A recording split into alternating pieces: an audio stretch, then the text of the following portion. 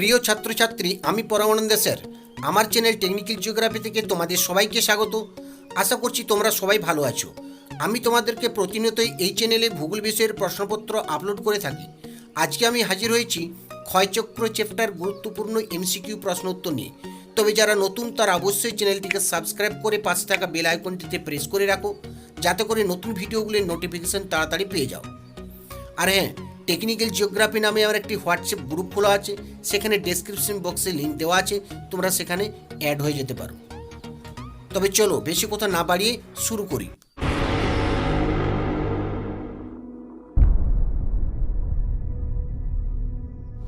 তাহলে আজকে শুরু করছি ক্ষয়চক্র চ্যাপ্টার থেকে গুরুত্বপূর্ণ প্রশ্নগুলি, যেগুলো সঠিক উত্তর তার পাশে আমি টিক চিহ্ন দিয়ে দেবো। তোমরা ভিডিওটি অবশ্যই বারবার করে দেখে নাও।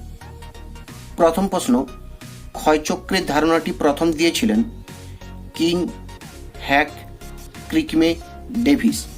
এখানে সঠিক উত্তর হবে ডেভিস। পরের প্রশ্ন, নদীতে জলপ্রপাত গঠিত হয় যে পর্যায়ে, তা হল যৌবন, পরিণত, বার্ধক্য, কোনোটিই নয়। এখানে সঠিক উত্তর হবে যৌবন পর্যায়ে। মরুক্ষয়চক্রের লবণাক্ত জলের হ্রদগুলিকে বলে। এখানে সঠিক উত্তর হবে প্লায়া। পরের প্রশ্ন, গতিশীল ভারসাম্য তত্ত্বের জনক হলেন। এখানে সঠিক উত্তর হবে জেটি হ্যাক।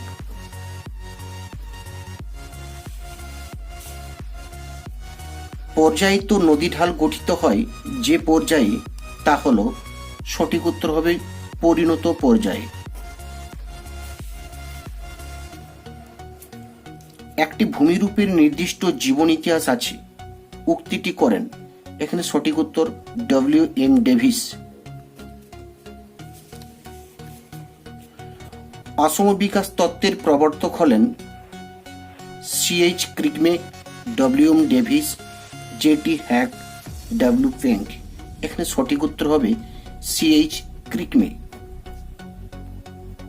পরের প্রশ্ন, ডেভিসের ক্ষয়চক্র তত্ত্বে মোনাডোনক গঠিত হয় যে পর্যায়ে, তা হল সঠিক উত্তর হবে বার্ধক্য পর্যায়ে। স্বাভাবিক ক্ষয়চক্রের কোন পর্যায়ে জলপ্রপাত ও খরস্রোতের সৃষ্টি হয়? এখানে সঠিক উত্তর হবে যৌবন অবস্থায়। দেখো, এখানে প্রশ্নটা এইভাবে দিতে পারে যে স্বাভাবিক ক্ষয়চক্রের কোন পর্যায়ে জলপ্রপাতের সৃষ্টি হয়, বা স্বাভাবিক ক্ষয়চক্রের কোন পর্যায়ে খরস্রোতের সৃষ্টি হয়। মানে সঠিক উত্তর হবে যৌবন অবস্থায়। পরের প্রশ্ন, ক্ষয়ের শেষ সীমা এর প্রবর্তক হলেন Powell, Davis, Gilbert, W. Penck. এখানে সঠিক উত্তর হবে পাওয়েল। পরের প্রশ্ন, মরু ক্ষয়চক্রের শেষ সীমা হল পেডিপ্লেন, প্লায়া হ্রদ, পর্বতের প্রান্তভাগ, সমুদ্র পৃষ্ঠ। এখানে সঠিক উত্তর হবে প্লায়া হ্রদ। কোন অংশে জলপ্রপাত সৃষ্টি হয়? সঠিক উত্তর হবে নিকবিন্দু। ভূ আলোড়নের ফলে গতিশীল পুনর্যৌবন লাভ ঘটে, সামুদ্রিক পুনর্যৌবন লাভ ঘটে, স্থিতিশীল পুনর্যৌবন লাভ ঘটে, না ঋণাত্মক পুনর্যৌবন লাভ ঘটে? এখানে সঠিক উত্তর হবে গতিশীল পুনর্যৌবন লাভ ঘটে। পরের প্রশ্ন, ক্ষয়চক্রের বার্ধক্য অবস্থায় সৃষ্ট টিলাগুলিকে ডেভিস নাম দেন। সঠিক উত্তর মোনাডোনক। পরের প্রশ্ন, স্কন্ধভূমি দেখা যায়। সঠিক উত্তর হবে উপত্যকার মধ্যে উপত্যকায়। পরের প্রশ্ন, নদীর শক্তি বৃদ্ধিতে যে পুনর্যৌবন লাভ ঘটে তা হল সঠিক উত্তর স্থিতিশীল। ডেভিস কত সালে স্বাভাবিক ক্ষয়চক্রের ধারণা প্রথম প্রবর্তন করেন? 1880 খ্রিস্টাব্দে, 1899 খ্রিস্টাব্দে, 1900 খ্রিস্টাব্দে, 1810 খ্রিস্টাব্দে? এখানে সঠিক উত্তর হবে 1899 খ্রিস্টাব্দে। ইনসেলেবার্জ যে অঞ্চলে দেখা যায় সেটি হল, এখানে সঠিক উত্তর হবে কালাহারি মরুভূমি। পেনিপ্লেনের উপর কঠিন শিলা গঠিত অবশিষ্ট টিলাকে বলে। এখানে সঠিক উত্তর হবে মোনাডোনক। নদীর পুনর্জীবন লাভের ফলে গঠিত ভূমিরূপ হল, 4টি ভূমিরূপের উদাহরণ দেওয়া আছে: নদী মঞ্চ, ভি-আকৃতি উপত্যকা, বদ্বীপ, জলপ্রপাত। এখানে সঠিক উত্তর হবে নদী মঞ্চ। পরের প্রশ্ন, ভূমিরূপ হল ভূগঠন, প্রক্রিয়া ও পর্যায়ের ফলশ্রুতি। এই ধারণাটি কে প্রবর্তন করেন? সঠিক উত্তর হবে ডেভিস। পরের প্রশ্ন, নদীগ্রাস স্বাভাবিক ক্ষয়চক্রের কোন পর্যায়ে ঘটে থাকে? যৌবন পর্যায়, পরিণত পর্যায়, বার্ধক্য পর্যায়, কোনোটিই নয়। এখানে সঠিক উত্তর হবে যৌবন পর্যায়। পরের প্রশ্ন, নদীর পুনর্জীবন লাভের ফলে গঠিত হয় না এমন একটি ভূমিরূপ হল উপত্যকার মধ্যে উপত্যকা, মোনাডোনক, নিকবিন্দু, নদীমঞ্চ। এখানে সঠিক উত্তর হবে মোনাডোনক। গোলাকার ইনসেলবার্জকে বলে। সঠিক উত্তর বর্নহার্ট। বলসুন দেখতে পাওয়া যায়। সঠিক উত্তর হবে আমেরিকা যুক্তরাষ্ট্রে।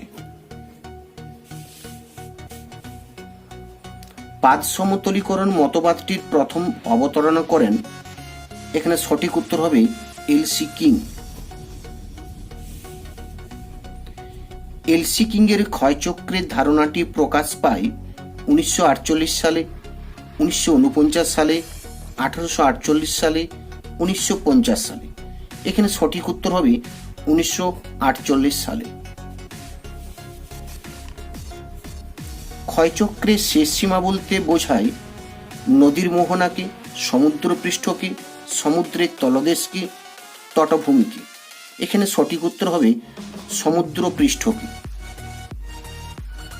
পরের প্রশ্ন, পৃথিবীর চক্রাকার বিবর্তনের ইতিহাস ধারণাটির প্রবক্তা। এখানে সঠিক উত্তর হবে জেমস হাটন। পরের প্রশ্ন, মরুক্ষয় চক্রের শেষ পর্যায়ে গঠিত সমপ্রায় ভূমিকে বলা হয়। এখানে সঠিক উত্তর হবে পেডিপ্লেন। পরের প্রশ্ন, ভূ আন্দোলনের ফলে যে পুনর্জীবন লাভ ঘটে তা হল গতিশীল পুনর্জীবন লাভ। নদী মঞ্চগুলি উপত্যকার দুপাশে যখন অসমান উচ্চতায় গড়ে ওঠে তখন তাকে বলে। সঠিক উত্তর হবে অযুগল নদী মঞ্চ। প্রশ্নটা এইভাবে দিতে পারে যে নদী মঞ্চগুলি উপত্যকার দুপাশে যখন সমান উচ্চতায় গড়ে ওঠে তখন আমরা বলবো যুগল নদী মঞ্চ। তাহলে এখানে দেওয়া আছে অসমান উচ্চতায় গড়ে উঠছে, তার জন্য এটাকে বলা হচ্ছে অযুগল নদী মঞ্চ।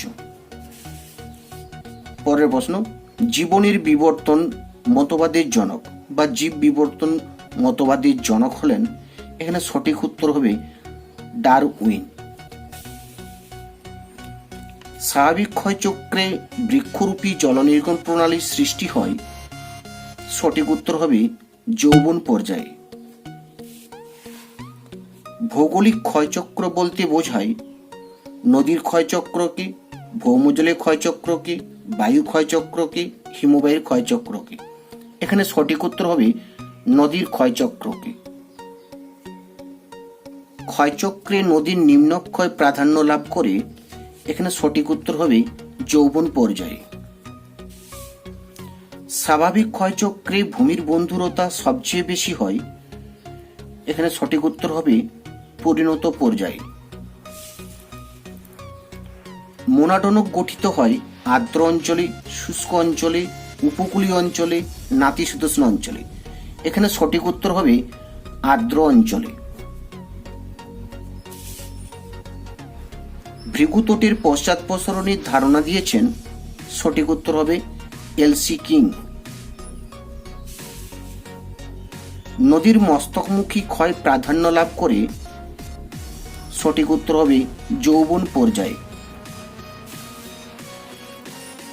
পরের প্রশ্ন আছে, পেডিমেন্ট দেখা যায় শুষ্ক অঞ্চলে, আর্দ্র অঞ্চলে, হৈমবাহিক অঞ্চলে, উপকূলীয় অঞ্চলে। এখানে সঠিক উত্তর হবে শুষ্ক অঞ্চলে। পরের প্রশ্ন, স্বাভাবিক ক্ষয়চক্রের অন্তিম পর্যায়ে সৃষ্ট ভূমিভাগকে পেনিপ্লেন বলে অভিহিত করেছেন। এখানে সঠিক উত্তর হবে ডেভিস। পরের প্রশ্ন, মরু ক্ষয়চক্রের অন্তিম পর্যায়ে সৃষ্ট অনুচ্চ টিলাকে বলে। এখানে সঠিক উত্তর হবে ইনসেলবার্জ। মরু ক্ষয়চক্রের অন্তিম পর্যায়ে ভূমিভাগকে পেডিপ্লেন বলে অভিহিত করেছেন। এখানে সঠিক উত্তর হবে কিং। মরু অঞ্চলে হঠাৎ বৃষ্টির ফলে সৃষ্ট অস্থায়ী নদীগুলিকে বলা হয়। এখানে সঠিক উত্তর হবে ওয়াদি। ডেভিস তার শুষ্কতার ক্ষয়চক্র ধারণা উপস্থাপন করেন 1909 খ্রিস্টাব্দে, 1905 খ্রিস্টাব্দে, 1899 খ্রিস্টাব্দে, 1805 খ্রিস্টাব্দে। এখানে সঠিক উত্তর হবে 1905 খ্রিস্টাব্দে। সামঞ্জস্যহীন ভূমিরূপের সৃষ্টি হয়। সঠিক উত্তর হবে পরিণত অবস্থায়। নদীর মস্তকমুখী ক্ষয়ের ফলে সৃষ্টি হয় নদীগ্রাস, নদীমঞ্চ, নিক পয়েন্ট, জলপ্রপাত। এখানে সঠিক উত্তর হবে নদীগ্রাস।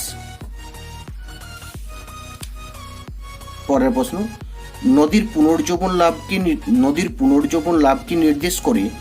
এখানে সঠিক উত্তর হবে নিক পয়েন্ট।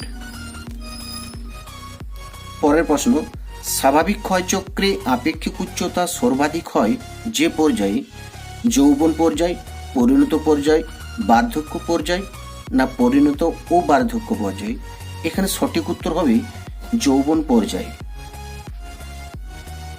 পরের প্রশ্ন, জিওগ্রাফিক্যাল এসেজ গ্রন্থটির লেখক।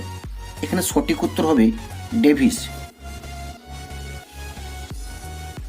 ডেভিসের মতে ভূমিরূপ উদ্ভবের 3টি উপাদান হলো। এখানে সঠিক উত্তর হবে ভূগঠন, প্রক্রিয়া ও পর্যায়।